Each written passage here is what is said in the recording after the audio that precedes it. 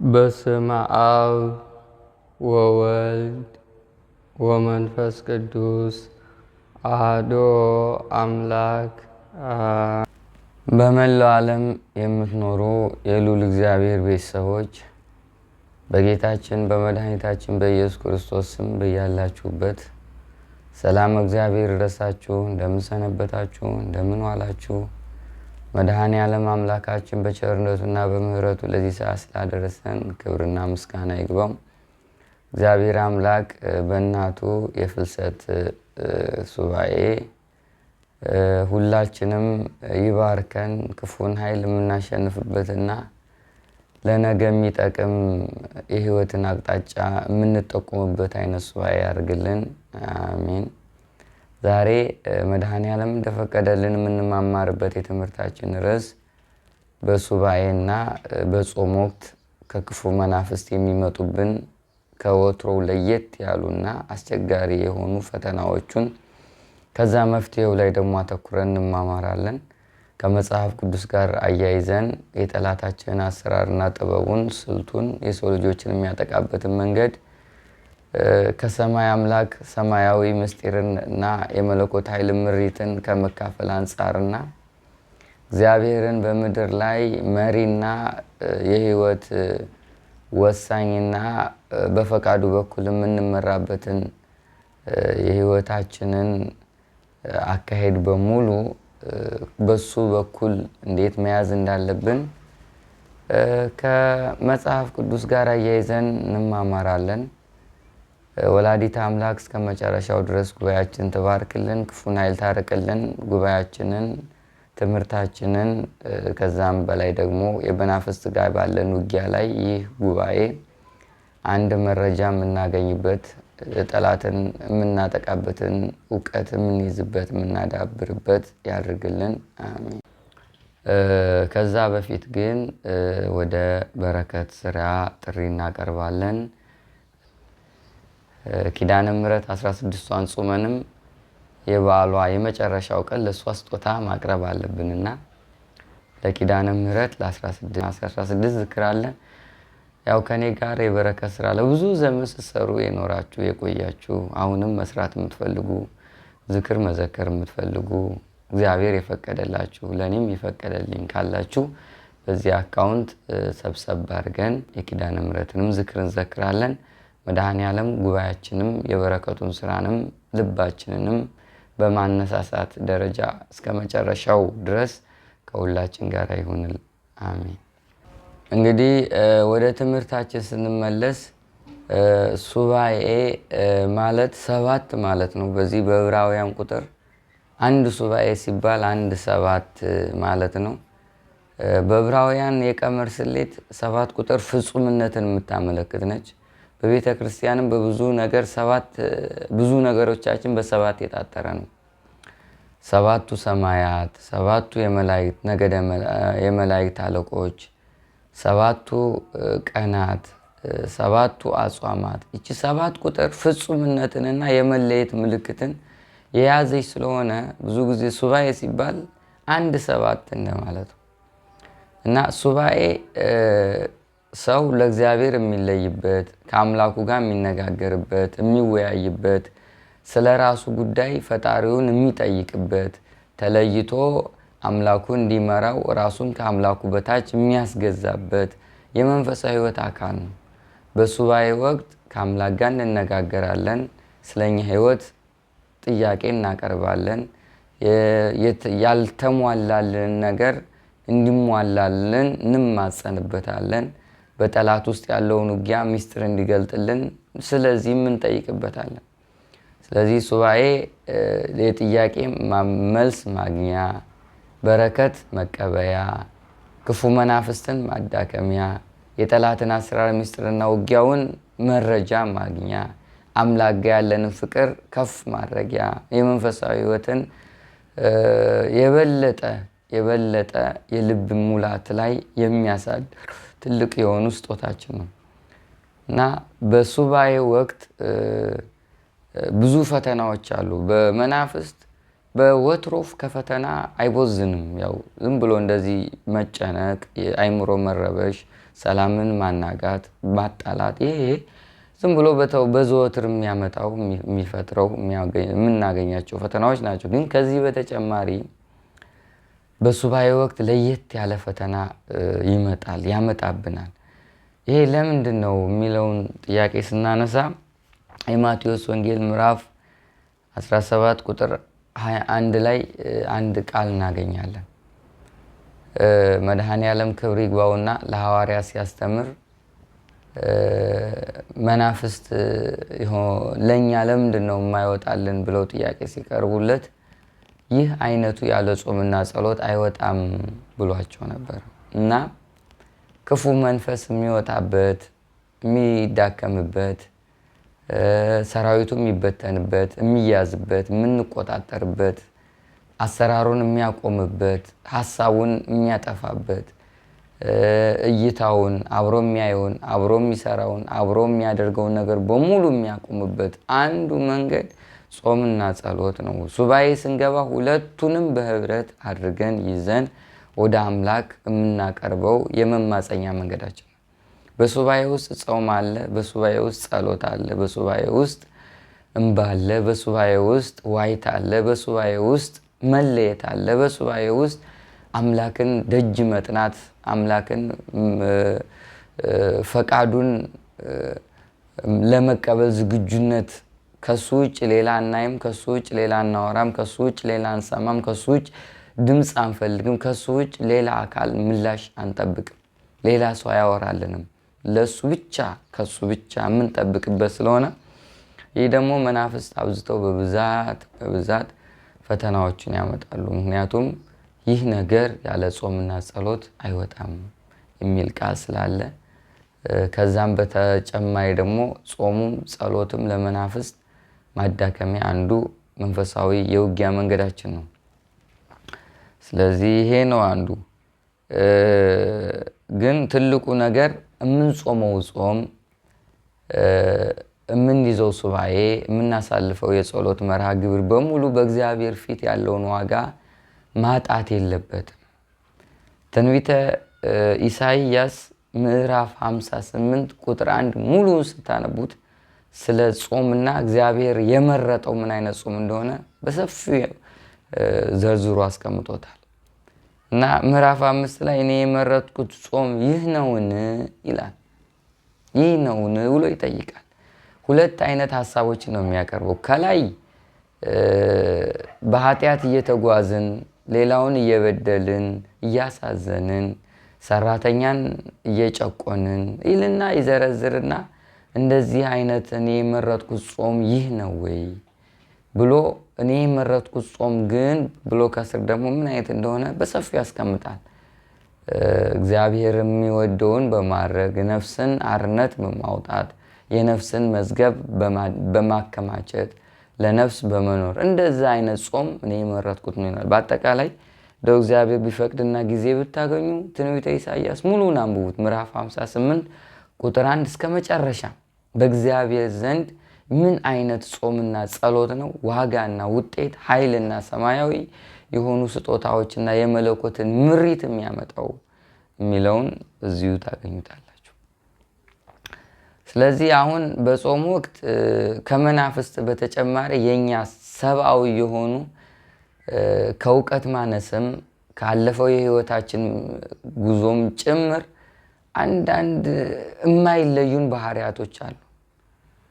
አንዳንዴ ካለማወቅ ነው ስህተት መሆኑን እንደዚህ እንደማይደረግ ካለማወቅ አንጻር፣ ሁለተኛ ካለማስተዋል ነው። መናፍስት ይደብቅብናል።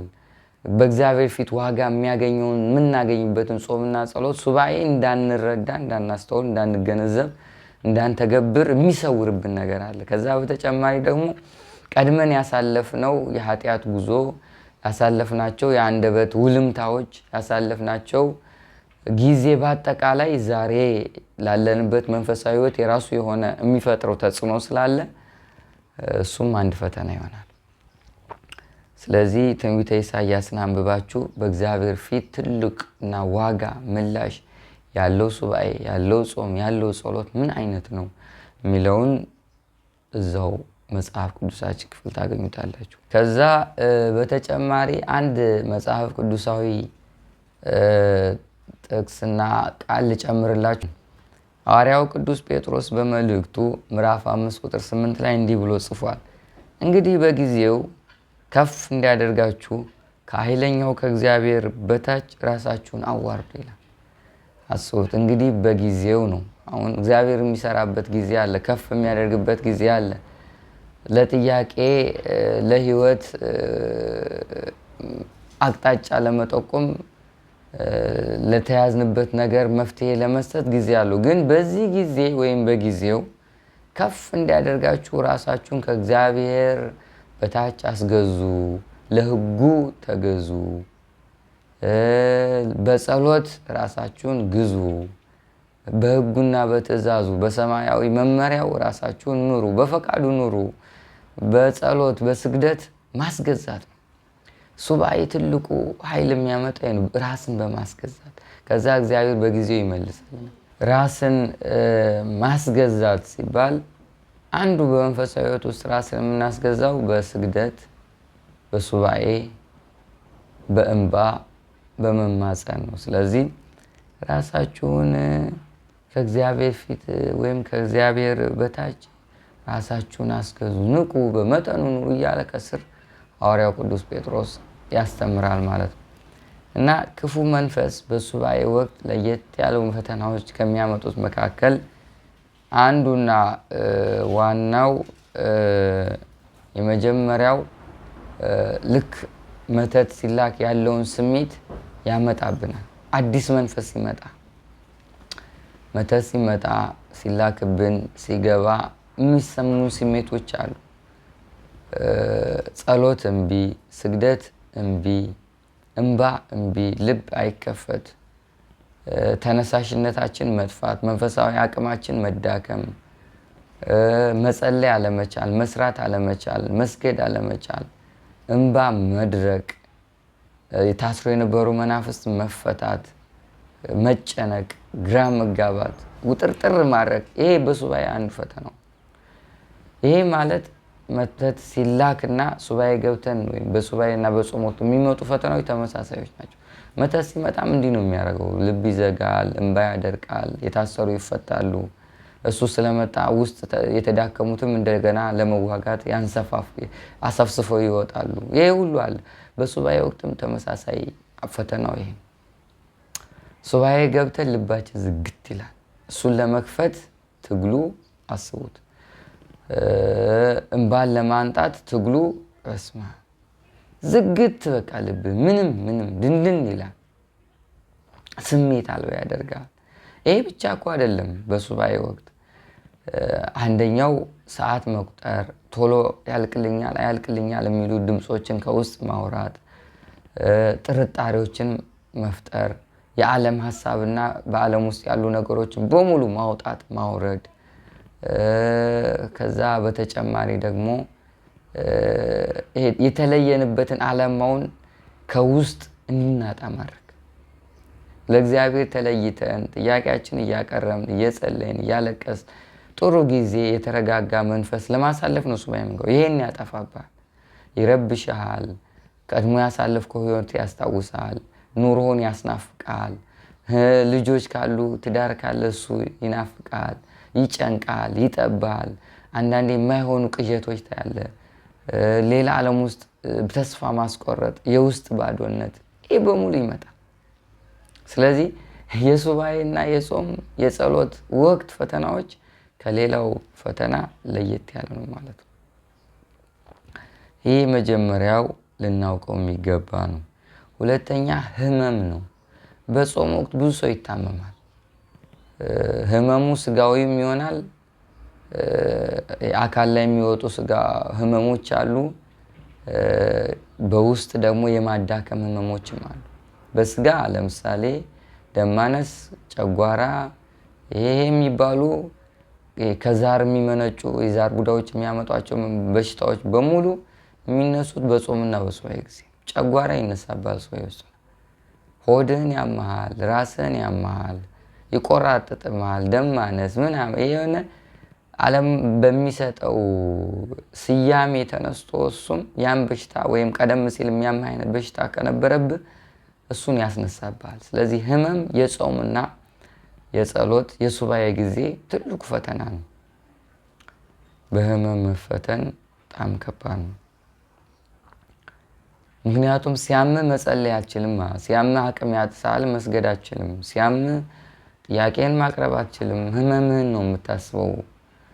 በጣም ከባድ ነው። ስለዚህ ሁለተኛው ፈተና ህመም ነው ማለት ነው።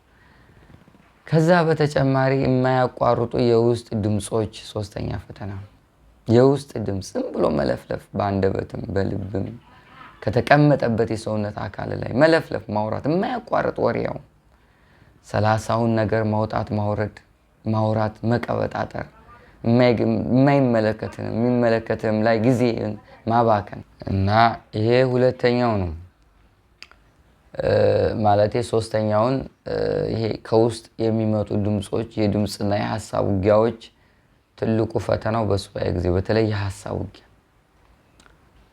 አይምሮ ላይ የተለያዩ ሐሳቦችን ማውጣት ማውረድ፣ በዓለም ውስጥ ጥያቄ የሆነብን ነገር ላይ በሐሳብ እንድንጠነጠን ማድረግ፣ እንዳንረጋጋ ነው። መንፈሳዊ ነገር እርጋታ ይፈልጋል። ሱባኤ፣ ጸሎት፣ ስግደት ተመስጦና እርጋታ ከሌለው የሚሯሯጠው ነገር መናፍስት የተቀላቀለበትና እሱ የሚመራው አይነት ነው የሚሆነው። ረጋ ሲል ነው እግዚአብሔርና መንፈስ ቅዱስ ያለው። ረጋ ሲል ነው መልስ ያለው እና ይህን እርጋታን ያጠፋባል። ዝም ብሎ መጨነቅ፣ መውጣት ማውረድ፣ 30ውን ነገር ማሰብ፣ ቁጭ ብለህ መተከዝ፣ ቀድሞ ያሳለፍካቸውን ያልተሟሉልን ነገር ከውስጥ እያወጠነጠንክ እያወረድክ እያወጣ ጊዜ እንድታባክን ማድረግ ነው። የሐሳብ ውጊያ በሱባኤና በጾም ወቅት በጣም ትልቁ ፈተና ነው። ከዛ በተጨማሪ ጸሎትና ስግደትን ማቀዝቀዝ፣ ቅድም እንደተናገርኩት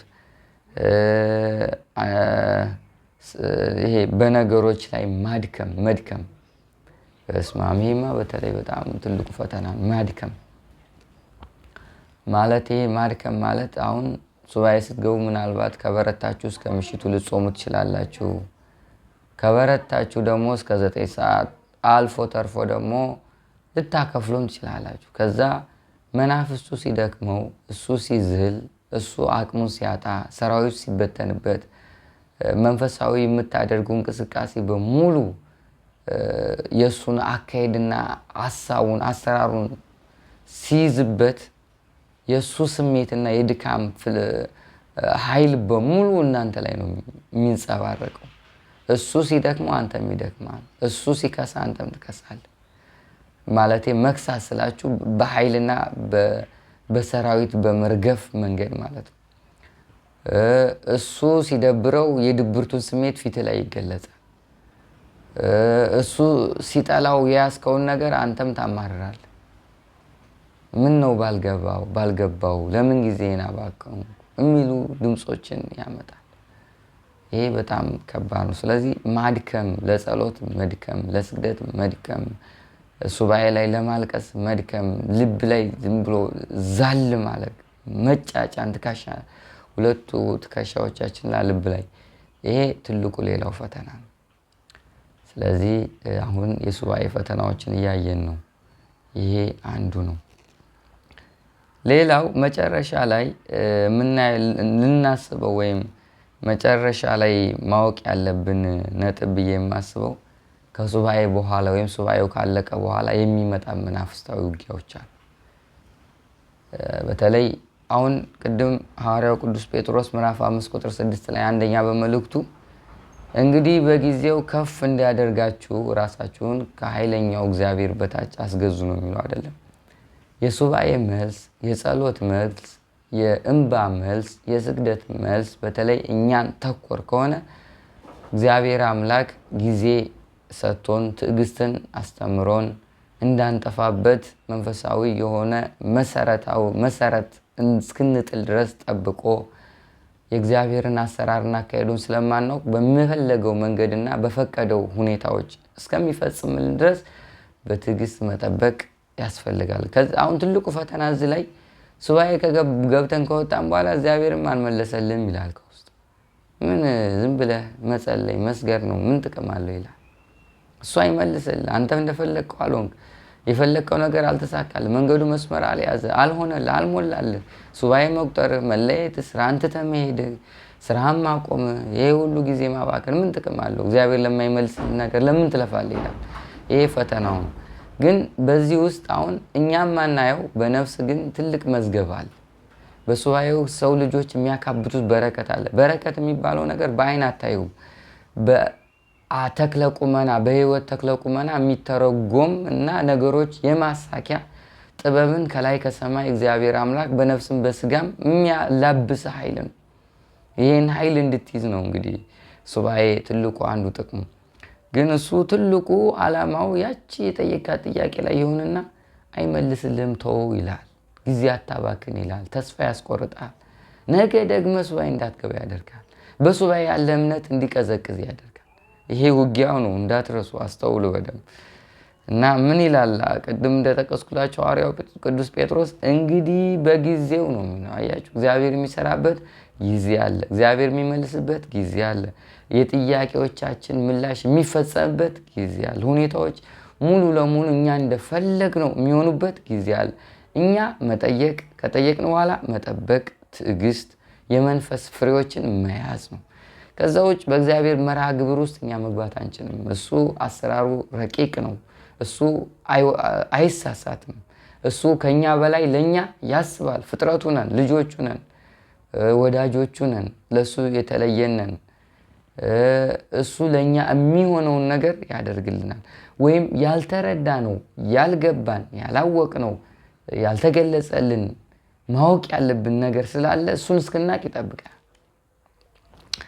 እና ይሄን ነገርም ማስተዋል አለብን። ይሄ በሱባኤ የሚገኝ አንዱ ትልቁ መሰረታዊ የሆነ ፈተና እስከሆነ ድረስ እኛም ልንነቃ ይገባል። ወደ ትልቁ መፍትሄው ምንድን ነው የሚለው እንምጣ። ሱባኤ ስንገባ እነዚህ ፈተናዎች እንዳይመጡ ምንድን ነው መፍትሄ ለሚለው፣ አንደኛ ለመጸለይም ጸሎት ያስፈልጋል። እንደው ይገርማል። ለመለየትም መጀመሪያ መጠየቅ ያስፈልጋል። አንድ ፈቃድ እግዚአብሔርን፣ ሁለተኛ በጸሎት መብርሃን የሱባኤ ባራኪ፣ የሱባኤ መላሽ፣ ደግ፣ ሩህሩህ፣ እምባን የምታብስ፣ ቶሎ ፈጥና የምትመጣ፣ የማትንቅ፣ ማንንም የማትንቅ፣ ለሁሉም የምትመልስ እሷን ሱባኤውን እንድትባርክልን መጀመሪያ ከመግባታችን በፊት መጠየቅ፣ መናፍስቱ እንዲታሰሩልን መጠየቅ። ሁለቱን ካረግን የተሳካ ሱባኤ እንቆጥራለን። እንድትባርክልን መጠየቅ፣ በሱባኤ ውስጥ መናፍስት የሚያመጡት ፈተናዎች በሙሉ ደግሞ እንድታቆምልን፣ መናፍስቱ እንዲታሰርልን ቀድመን በእንባም እኛ በምንጠይቅበት መንገድም እሷን ጠይቀናት ቶሎ ምላሽ በምትሰጥበት መንገድም መብርሃንን መማፀን መጠየቅ፣ ከዛ በኋላ የተሳካ ሱባኤ እናሳልፋለን ማለት ነው። ይሄ ትልቁ ማወቅ ያለብን ነገር ነው። ከዛ በተጨማሪ ደግሞ ሱባኤ አንዳንዴ ስንቆጥር መለየት፣ ነገሮችን በሙሉ ጥሎ መሄድ ያስፈልጋል። ለእግዚአብሔር ሙሉ እምነት ያስፈልጋል። ይመልስልኛል ብለን ማመን፣ ትናንትና የተመለሱልን ጥያቄዎች እንደ ለነገው ምላሽ ተስፋ አድርገን መመሪያ ማድረግ፣ ባይመለስም እንኳን እግዚአብሔር ይመስገን ጊዜ ከእግዚአብሔር ጋር አሳልፍ ይመጣለሁ የሚሉ ድምፆችን መቀበል ወይም እንደዚህ አይነት ውሳኔዎችን በልብ መያዝ ያስፈልጋል። መድኃኔዓለም አምላካችን በቸርነቱ በምህረቱ በሱባኤ በጸሎት በምስጋናችን ጊዜ የሚመጡብን የመናፍስት ፈተናዎች በሙሉ ያርቅልን፣ ለበረከት ያርግልን፣ ጾሙን ያስፈጽመን። አሜን። ወስብሐት ለእግዚአብሔር። ይቆይ።